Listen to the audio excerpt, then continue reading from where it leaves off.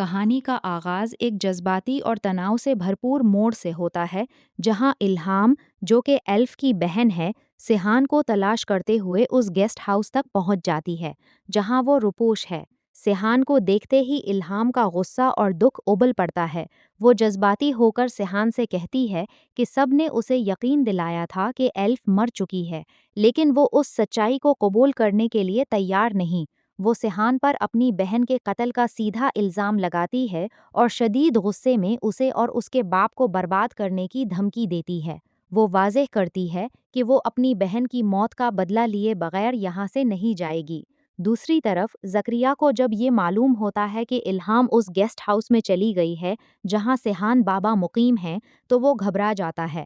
وہ اسے اپنی ایک بہت بڑی غلطی تسلیم کرتا ہے، کیونکہ وہ الہام کو وہاں جانے سے روکنے میں ناکام رہا تھا۔ جب یہ خبر غازی یوسف تک پہنچتی ہے تو وہ اپنے آدمیوں کی اس نااہلی پر شدید برہم ہوتا ہے۔ وہ غصے میں چلاتا ہے کہ الہام ان کے گھر اور سیحان کے گیسٹ ہاؤس تک پہنچ گئی اور کسی کو کانوں کان خبر نہ ہوئی۔ غازی یوسف کو اندازہ ہوتا ہے کہ اس نے اس لڑکی کو کمزور سمجھ کر بڑی غلطی کی ہے اور اب اسے راستے سے ہٹانے کے لیے کچھ کرنا پڑے گا۔ اسی دوران الہام پولیس اسٹیشن جا کر سیحان کے خلاف کارروائی کرنے کی کوشش کرتی ہے، تاہم انسپکٹر اسے بتاتا ہے کہ چونکہ یہ مبینہ جرم ان کے تھانے کی حدود میں نہیں ہوا، اس لیے وہ ایف آئی آر درج نہیں کر سکتے۔ وہ الہام کو مشورہ دیتے ہیں کہ وہ کراچی جا کر رپورٹ درج کروائے۔ الہام مایوسی کا اظہار کرتی ہے کیونکہ وہ جانتی ہے کہ سیحان کا باپ غازی یوسف ایک بہت ہی طاقتور اور اثر و رسوخ رکھنے والا انسان ہے، جس کی وجہ سے قانون اس کے سامنے بے بس نظر آتا ہے۔ پولیس کے رخصت ہونے کے بعد غازی یوسف کا مینیجر اسے مطلع کرتا ہے کہ انہوں نے پولیس کو رشوت اور اثر و رسوخ کے ذریعے سنبھال لیا ہے اور صورتحال فی الحال ان کے قابو میں ہے۔ غازی یوسف فیصلہ کرتا ہے کہ وہ 1-2 دن مزید صورتحال کا جائزہ لے گا اور پھر الہام اور سیحان کے خلاف حتمی ایکشن لے گا۔ سیحان اپنے اوپر لگنے والے الزامات سے ٹوٹ چکا ہے۔ وہ الہام کے سامنے روتے ہوئے صفائی پیش کرتا ہے کہ اس نے ایلف کو نہیں مارا، بلکہ وہ تو اس سے بے پناہ محبت کرتا تھا۔ وہ بتاتا ہے کہ اس کا واحد گناہ یہ تھا کہ وہ اپنی بیوی کے آخری وقت میں اس کے پاس موجود نہیں تھا، جس کا پچھتاوا اسے زندگی بھر رہے گا، لیکن الہام اس کی باتوں کو اداکاری اور جھوٹ قرار دے کر مسترد کر دیتی ہے۔ وہیں موجود دیگر لوگ بھی سیحان سے ناراض ہیں کہ اس نے اتنے عرصے ان سے اپنی اصل شناخت چھپائے رکھی اور ایک بہروپیے کی طرح زندگی گزاری۔ کہانی میں قانونی پہلوؤں پر بھی بات ہوتی ہے، جہاں الہام کے ساتھ کھڑے لوگ وکلا سے مشورہ کرتے ہیں۔ وکیل بتاتا ہے کہ فرانزک رپورٹ کے مطابق خطوط پر ایلف کی ہینڈ رائٹنگ میچ ہو چکی ہے، جس سے ان کا کیس کمزور ہو گیا ہے۔ وکیل کا کہنا ہے کہ وہ عدالت میں یہ موقف اپنا سکتے ہیں کہ ایلف نے یہ خطوط کسی شدید دباؤ میں آ کر لکھے تھے، ورنہ انہیں نئے سرے سے ٹھوس ثبوت تلاش کرنے ہوں گے۔ ایک اور موڑ پر غازی یوسف اپنی تنہائی میں اس خوفناک سچ کا اعتراف کرتا ہے کہ اس نے اپنے بیٹے سیحان کی جان بچانے کے لیے خود ایلف کا قتل کیا تھا۔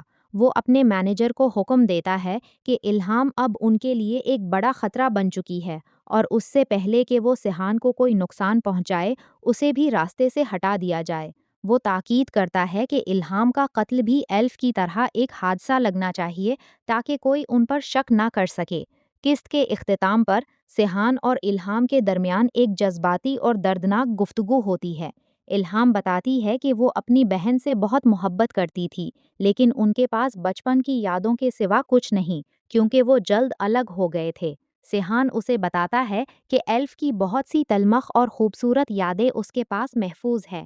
الہام جذباتی ہو کر کہتی ہے کہ وہ یہ سب باتیں سیحان کو اس لیے بتا رہی ہے کیونکہ سیحان کے سینے میں اس وقت ایلف کا دل دھڑک رہا ہے، ہارٹ ٹرانسپلانٹ کی وجہ سے، اور شاید اس کا دل اپنی بہن کی باتیں سن رہا ہو۔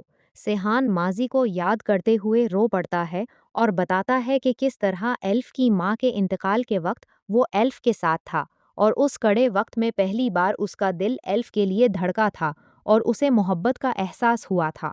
دونوں بہن کی یاد میں شدید آنسو بہاتے ہیں، جہاں ایک طرف گہرا دکھ ہے تو دوسری طرف قتل کا سنگین معمہ برقرار ہے۔ کہانی اب ایک انتہائی سنسنی خیز اور خطرناک مرحلے میں داخل ہونے والی ہے۔ الہام کو اس بات کا شدید احساس ہونے لگتا ہے کہ سیحان اسے اپنے جال میں پھنسانے کی کوشش کر رہا ہے۔ اسے لگتا ہے کہ سیحان بالکل اسی انداز میں اسے بھی دھوکہ دے رہا ہے جس طرح اس نے ماضی میں ایلف کو اپنے جال میں پھنسایا ہوگا۔ وہ ہر حال میں اس کا اصل چہرہ بے نقاب کرنا چاہتی ہے۔ دوسری طرف غازی یوسف کے کارندے سیحان کی نگرانی کر رہے ہیں اور ان کا ماننا ہے کہ جب تک الہام اس جگہ موجود ہے سیحان کہیں نہیں بھاگے گا۔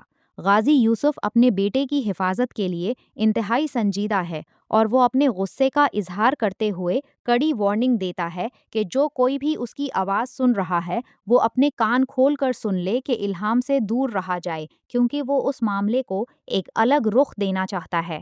الہام کے ساتھ موجود قریبی لوگ بھی اس صورتحال سے شدید پریشان ہیں اور وہ الہام کو سمجھانے کی کوشش کرتے ہیں کہ یہ سب ایک باقاعدہ فلمی کہانی کی طرح ہے جس کی حقیقت سے وہ ناواقف ہے، اس لیے وہ اسے فوری طور پر وہاں سے واپس چلے جانے کا مشورہ دیتے ہیں۔